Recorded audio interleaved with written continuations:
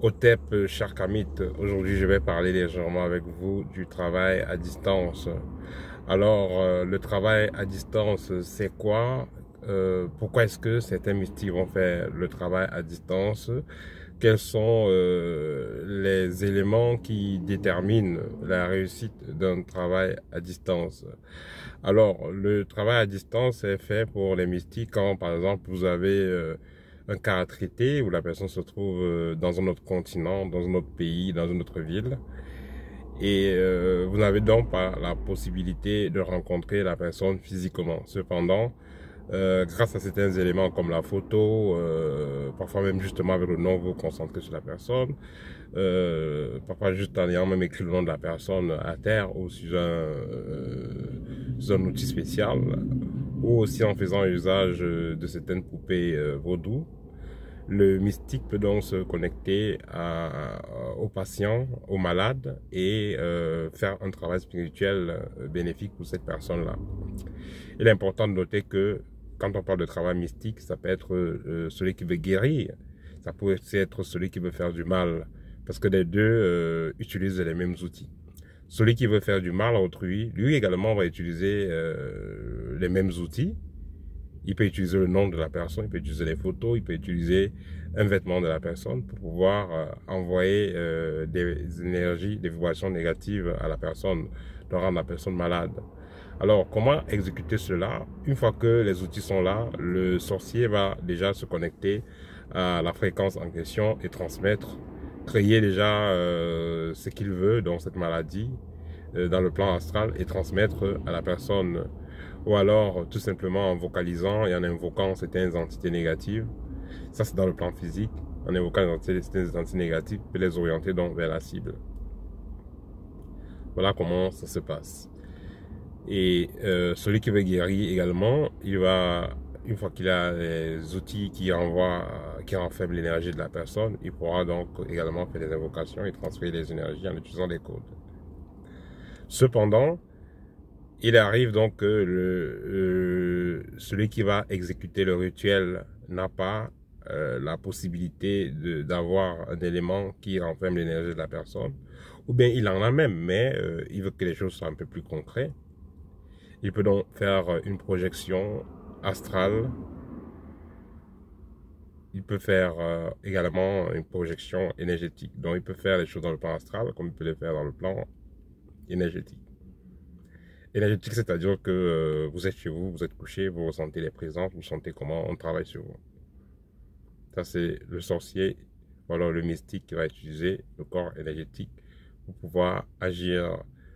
Et là, il se fera accompagner par certaines entités qui vont l'aider dans le travail qu'il a à faire. Qu'est-ce qui va donc faire en sorte que le rituel puisse avoir de la valeur, puisse avoir des résultats? Il y a d'abord l'aval. Il faudra que celui qui demande, celui-ci qui en fait le travail ait donné son aval. Ou alors, celui-ci qui voulait qu'on fasse un travail, il faudra que vous ayez donné l'aval sur la personne. C'est-à-dire que vous endossez si c'est un travail négatif. Si c'est un travail positif également, il faudra toujours une validation. Il faudra que vous acceptez, vous qui allez dire qu'on fasse le travail sur quelqu'un, que vous soyez donc garant de cela. Mais l'idéal serait que la personne concernée elle-même soit au courant du travail spirituel qui est en train d'être fait sur elle. Il faudra qu'elle soit consciente. On lui a dit, elle est consciente et elle se prépare. Mais dans les cas majeurs, vous pouvez faire commander un travail spirituel sur une personne sans que la personne ne soit informée. Vous pouvez le faire dans les cas extrêmes. Mais en temps normal, dans les règles là, il faudra que la personne soit informée afin qu'elle soit réceptive. Aux énergies qui vont être engendrées. Parce que quand on fait un travail spirituel sur une personne, on envoie l'énergie vers la personne. Et pour que l'énergie soit libérée avec équilibre de façon automatique vers une personne, il faut qu'il y ait une validation. Donc voilà les facteurs donc, qui vont voilà quelques facteurs déjà qui vont déterminer donc Il y a la validation.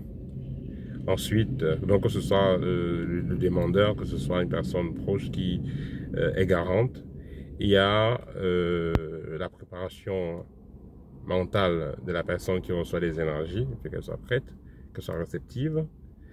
Ensuite, il y a l'alignement vibratoire qui va aller avec, parce que voilà, il y a des gens qui peuvent être en train de faire un travail sur eux et puis ils sont dans le doute, ils sont en train d'endiner à gauche à droite. Ça aussi, c'est important de noter que ça influence les résultats du travail. Il y a ensuite le niveau de maîtrise de l'opérant, parce que voilà, il y a des gens qui voilà, il y a des gens qui sont assez avancés et qui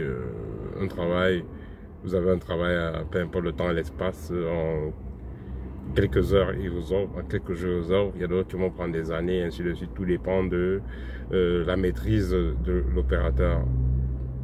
Parce que tous ceux qui font des travaux spirituels n'utilisent pas les mêmes techniques. Alors, pour finir, il est important de noter que faire un travail à distance sur autrui n'est pas toujours sans risque. Parce que vous pouvez vous engager, vous avez bonne foi, vous voulez faire un travail spirituel pour aider un proche. Par exemple, vous avez une amie, vous avez un ami qui est victime de certains problèmes, qui subit certaines attaques, qui est victime de certains problèmes spirituels.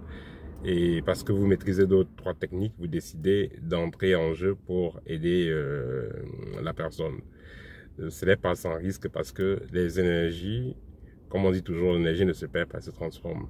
La personne que vous voulez délivrer, si vous n'êtes pas bien préparé, tous ces esprits négatifs qui possèdent la personne se retrouvent chez vous. Parce que ces esprits-là vont réclamer. Et alors, les esprits qui avaient déjà pris pour habitude d'aller tourmenter M. Y, décidez donc d'enlever d'enlever la capacité de ces esprits-là à nuire à la personne. Vous décidez donc de limiter spirituellement la personne afin que ces esprits n'arrivent pas. Mais voilà, il va falloir les gérer par la suite. Ces esprits-là reviendront vers vous.